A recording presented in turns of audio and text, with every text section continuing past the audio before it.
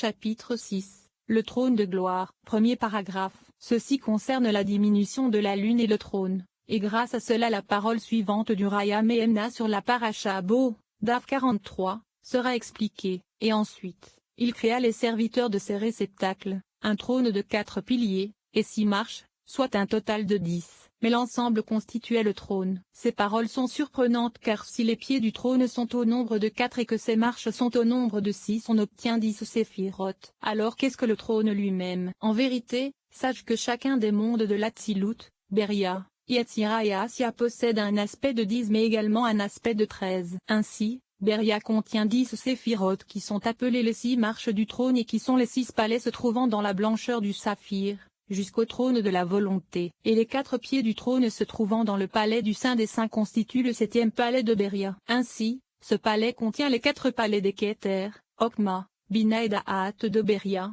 ce qui correspond aux 4 pieds du trône. En vérité, bien qu'il y ait 4 pieds, ils ne sont considérés que comme le nombre des 3 palais de Keter, Okma et Bina, car Da'at qui est la 4e n'est pas prise en compte puisqu'elle se dissimule profondément entre Okma et Bina. Or nous savons qu'Okma est niché dans le trône, c'est-à-dire dans les 3 séphiroth de Beria. Ainsi, 3 lumières descendirent d'Ima qui étaient nichées dans ces 3 séphiroth, et c'est la Neshama de Beria qui est appelée trône de gloire. Or ces 3 lumières qui constituent le trône sont appelées saints des saints. Saints c'est une et des saints ce sont 2, soit un total de 3. Et elles se revêtirent du 7e palais supérieur qui contient les 4 palais correspondant aux 4 pieds que sont les 4 cerveaux de Beria. C'est la raison pour laquelle ce palais est appelé saint des saints, c'est-à-dire le palais duquel se revêtent les 3 lumières du trône appelé Saint des Saints. Nous en avons donc terminé avec ce qui a été expliqué plus haut, car le monde de Beria correspond à l'aspect de 10, mais c'est également l'aspect de 13 c'est-à-dire de 10 séphiroth et des 3 lumières appelées trônes car elles s'en revêtent. Ainsi, le sujet de ce trône c'est qu'il est dit dans les Tikkunim qu'Ima est niché dans les 3 séphiroth supérieurs de Beria. Or nous savons déjà que c'est à partir des Tiferet,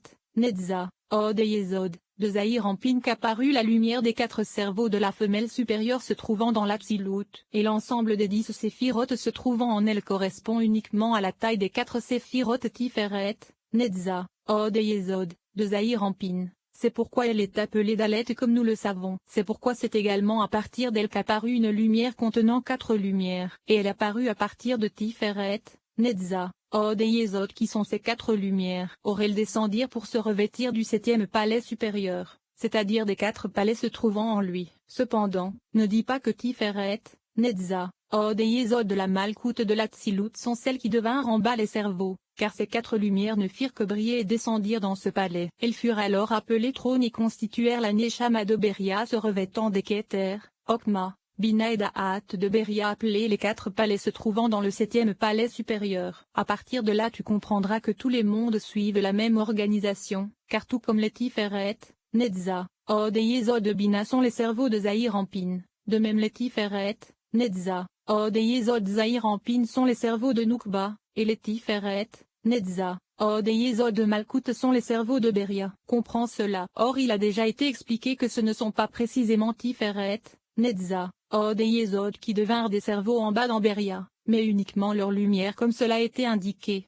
Second paragraphe. Après avoir expliqué le sujet du trône qui correspond à ces 4 lumières, nous allons maintenant expliquer le sujet de la diminution de la lune. En réalité, au début Nukba se trouvait à son emplacement en haut, à l'arrière de Zahir-Anpin et en deçà de son torse, ce qui correspond aux 4 séphiroth Tiferet, Netza, Od et Yesod, de Zahir-Anpin. Et au moment de la diminution de la lune, elle descendit de son emplacement supérieur dans l'Atsilut vers le palais du Saint des Saints de Beria, et toute sa hauteur ainsi que l'ensemble de ces 10 séphiroth se revêtirent de ces 4 lumières qui étaient apparues à partir de ces Tiferet, Netza, Od et Yesod appelés trônes comme cela a été indiqué. Il se trouve que ce qui au début se trouvait en haut à son emplacement, dans les 4 séphiroth Tiferet, Netza, Od et Yesod, de Zahir-Anpin, se retrouva alors contenu dans ce trône qui correspondait également à l'aspect de 4 séphiroth, et ce trône se revêtait des 4 palais contenus dans le palais du Saint des Saints. Ainsi, la taille de Malkout fut celle des 3 premières se trouvant dans ce 7e palais supérieur de Beria. C'est le sujet du verset 7, lampe, et 7 conduits, car il n'est pas écrit Mutsakim mais Mutsakot. Or il est indiqué dans le Zohar sur la paracha Bereshit. C'est pour en associer 7 à 7. et ce sont 7 jours et 7 jours. Le sujet en est que la totalité de ces 14 sont féminins car ce sont les 7 de la Malkout de l'Atsilut ainsi que les 7 du palais du Saint des Saints, soit les 4 palais constituant ensemble le 7e palais et 3 lumières sans revêtant. En ce qui concerne les 7 de Malkout j'en ai oublié le sujet. Autre version. En ce qui concerne les aspects de la Malkout des autres mondes, j'en ai oublié le sujet. En vérité, lorsqu'il est dit que la diminution de la lune causa la descente de la Malkout de l'Atsilut dans le palais du Saint des Saints de Beria, ceci se produisit également dans les autres mondes car la Malkout de Beria descendit dans le palais du Saint des Saints de Yetzira, et la Malkout de Yetzira descendit dans le palais du Saint des Saints d'Assia. Or comme cela nous a été indiqué, ceci constitue toujours la règle car la Malkout de l'un se retrouve dans la Keter de l'autre, et tout ceci correspond au sujet de la diminution de la lune et à sa descente. En vérité, il existe une différence entre les mondes car la totalité de la Malkout de l'Atsilut, c'est-à-dire ces 10 séphirotes, se revêtit du trône qui lui-même se revêtait de la tête de Beria comme cela a été indiqué. Mais il n'en fut pas ainsi pour les autres mondes puisque ce n'est que la 10e partie de la Malkout de Beria qui se revêtit du 7e palais supérieur de Yetzira. Et de la même façon, ce n'est que la 10e partie de la Malkout de Yetzira qui se revêtit du 7e palais supérieur à Assia. Il se trouve donc que dans chacun des mondes de l'Atsilut, Beria, Yetzira et Assia nous avons 2 réalités. La première c'est, lorsqu'il s'élève et que l'inférieur se retrouve contenu dans le supérieur, c'est-à-dire dans le monde se situant au-dessus de lui. Ceci correspond donc à la première réalité qui est également l'aspect des 6 palais inférieurs de chacun de ces mondes, car ils sont contenus de façon générale les uns dans les autres en haut, comme cela nous a été indiqué à propos du Kaddish. En ce qui concerne la seconde réalité qui correspond au 7e palais du Saint des Saints il en est différemment car il était contenu en haut et il retourne précisément à sa réalité du monde supérieur se trouvant au-dessus de lui. Ainsi, à partir de Beria il devient l'Atsilut, et à partir de Yetzira Beria. Nous allons maintenant expliquer les 7 palais de Beria. Il faut d'abord que tu saches ce qu'il est dit dans le Zohar sur la Paracha Bereshit à cet instant.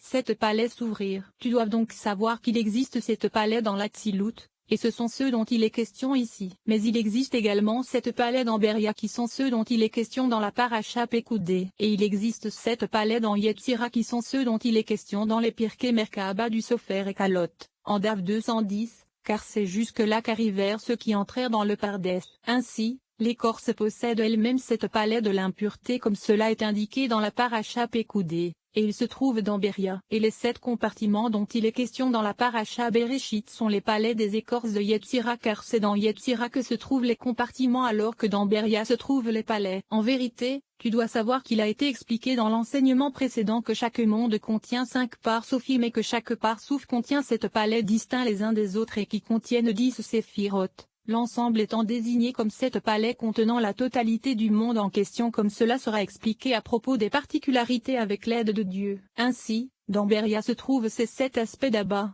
puis 7 d'Ima, 7 de Zahir-Ampin, et 7 de Noukba. Et le tout est indiqué par le verset 7, lampes, et 7 conduits. Ainsi, les 7 palais dont il est question dans la Paracha Pekudé sont ceux du Zahir-Ampin de Beria qui contiennent ces 10 séphirotes comme cela a été expliqué. Et ce sont les 7 palais de la bénédiction du Yotzer de la prière du matin, comme cela est indiqué dans la Paracha Pekudé. Les 7 palais de la prière du soir sont les 7 palais de la Noukba de Beria qui contiennent ces 10 séphirotes. Et les 7 palais du Yotzer du Shabbat sont les 7 palais d'Abba et Ima qui ne s'ouvrent que les labs du Shabbat comme cela nous a été expliqué à propos de ce Yotzer. Troisième paragraphe. Sache que les 7 palais de Beria sont doubles, comme cela a été expliqué brièvement à propos du palais du Saint des Saints dans lequel se trouve le palais de la volonté. Ainsi, ces 7 palais correspondent aux 10 séphirotes de Zahir-Ampin, sauf qu'elles sont 7 contenues dans 7. En effet, le palais inférieur appelé blancheur du saphir contient Yesod et Malkout, le second palais qui est l'essence des cieux contient Od, le troisième qui est le palais de la clarté contient Netza, le quatrième qui est le palais de la pureté contient Gebura, le cinquième qui est le palais de l'amour contient Ezed, le sixième qui est le palais de la volonté contient Tiferet, et le septième palais qui est le Saint des Saints contient Keter, Okma et Bina. Or il a été expliqué que ce dernier contient également Da'at, sauf qu'elle n'est pas prise en compte et ne se trouve pas mentionnée à cause de sa dissimulation entre Okma et Bina. Ce sont donc 7 palais contenant les 10 séphirotes du mal de Beria. En vérité, sache que le palais de la blancheur du saphir de Zahir-Ampin de Beria n'est pas le palais de Malkout car il a été indiqué, dans le second paragraphe, que la Malkout de Beria est un point se trouvant dans la Keter, le palais du Saint des Saints, de Yetzira et qu'il en est ainsi pour tous les mondes. En vérité, ce palais ne correspond qu'à l'aspect de Yesod, et ce ne sont que certains kabbalistes parmi les sages de notre génération qui ont pensé qu'il contenait Yesod et Malkout, par le secret de la diminution de la lune. Cependant il n'en est pas ainsi, et la preuve de cela c'est ce que nous allons exposer maintenant. En effet, Malkout descend toujours dans le monde se situant au-dessous d'elle par le secret de la diminution de la lune. De plus, il est expliqué dans le Zohar qu'il s'agit uniquement d'Yesod car il est dit que Joseph le Juste prit le palais du saphir. Et bien qu'il soit écrit et sous ses pieds il y avait comme un ouvrage de blancheur de saphir, les pieds étant Nezayod, puisque l'aspect de Yesod correspond à un endroit de pudeur que l'on cache. Le verset ne l'indique pas ouvertement mais pointe uniquement son emplacement qui est sous ses pieds car Yesod se trouve au-dessous de Nezayod. Or cet Yesod est comme un ouvrage de blancheur de saphir. Il se trouve que ce verset parle de Beria et de ses palais. En vérité, il est désigné par un nom composé des deux mots blancheur du saphir pour deux raisons. La première c'est que Yesod arbitre entre Nezayod et contient les deux. C'est pourquoi elle est appelée blancheur du saphir, blancheur pour l'aspect de Netza, et saphir pour l'aspect de Hod. La seconde raison à cela c'est que Yesod contient toujours le mâle et la femelle comme cela est indiqué dans le Zohar sur la paracha Leka à propos du verset le juste poussera comme le palmier. Qu'est-ce que le palmier? Ce qui n'apparaît que mâle et femelle. Et sa noukba correspond à l'aspect de la couronne sur la tête de Yesod comme nous le savons, car la couronne n'est pas elle-même l'aspect de Malkout, mais elle contient uniquement la Malkout du mâle contenant 10 séphirotes car Malkout n'est qu'un parsouf distinct appelé Rachel, femme de Jacob. En vérité, la couronne correspond à l'aspect général de la Malkout contenant les 10 séphirotes du mâle comme nous le savons, car libéré, de ma chair je verrai là. C'est pour cette raison que Yesod est appelé blancheur du saphir, blancheur en correspondance avec la couronne de Yesod qui est la femelle, et saphir pour Yesod elle-même. C'est ce qui a été expliqué plus haut. C'est-à-dire que le palais de la blancheur du saphir contient 2 séphirotes. Le secret de la Malkout de Zahir Empine c'est l'aspect de la couronne se trouvant en lui. Ainsi, le 6e palais appelé palais de la volonté de Zahir Empine de Beria contient 6 palais comme cela est indiqué dans la paracha Bereshit, ce rouak en contient 6. C'est-à-dire que de bas en haut il existe 6 palais qui sont, la blancheur du saphir, l'essence des cieux, la clarté, la pureté, l'amour, et la volonté qui est le 6e et le plus élevé de tous. C'est ce qu'il est dit, Serua en contient 6, c'est-à-dire que lorsque les 5 palais qui lui sont inférieurs s'élèvent jusqu'à son emplacement et se retrouvent contenus en lui, alors ce rouak les contient et avec lui-même cela donne 6 palais. C'est donc en contient 6. En vérité, il contient lui-même toujours les aspects des 6, et ce sont les racines des 6 palais inférieurs à propos desquels il est dit, et il subsiste par les 6 supérieurs, 1. Car ils se trouvent toujours en lui et le font subsister, alors que les inférieurs sont uniquement contenus en lui et ne proviennent pas de son essence. Ainsi, ces 2 aspects sont le secret du veau redoublé. De plus, il existe un autre aspect à ces veaux, et ceci s'explique grâce au verset, ils se disaient l'un à l'autre. En effet, Tiferet est appelée Zé, en correspondant avec les 12 parties contenues en elle, car c'est aussi la valeur numérique de Z, et elle se divisa en 2 veaux, un grand et un petit. Ainsi, Tiferet est le grand veau par l'aspect des 6 extrémités correspondant aux 6 parties des 2 bras, et Yesod est le petit veau par l'aspect des 6 extrémités correspondant aux 6 parties des 2 jambes. C'est ce qui se trouve expliqué dans la paracha Bereshit, ce rouak en contient 6, car dans le palais de la volonté se trouvent contenus 6 palais puisque cet aspect se réfère toujours à Tiferet et Yesod, soit 6 pour chacune. Ainsi, nous avons déjà expliqué au début de cet enseignement que le 7e palais supérieur de Bona correspond au Keter, Okma, Bina et Da'at des 10 séphirotes de Beria. En vérité, sache que tout comme dans le palais de la volonté se trouvent contenus les 6 palais inférieurs, de même il se trouve tout contenu dans ce palais du Saint des Saints. Et celui-ci contient également un autre palais de l'amour qui est supérieur à tous les autres, comme cela a été expliqué à propos du Birkat Avot et du mot amour. Étudie cela. 4e paragraphe.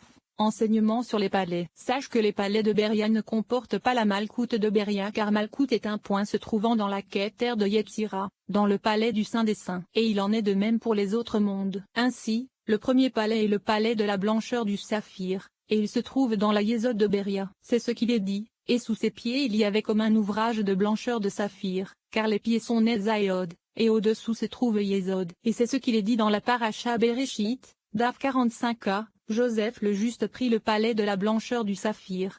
Et bien qu'il soit écrit et sous ses pieds cela concerne le roi c'est-à-dire que cela concerne Yesod car il est nécessaire qu'elle soit recouverte et cachée, c'est pourquoi cela concerne le roi mais son nom n'est pas mentionné, et seule une indication de son emplacement est donnée, c'est-à-dire sous ses pieds. Ainsi, la Yésod est mâle et femelle puisqu'elle possède un aspect de couronne et qu'elle n'est pas précisément l'aspect de la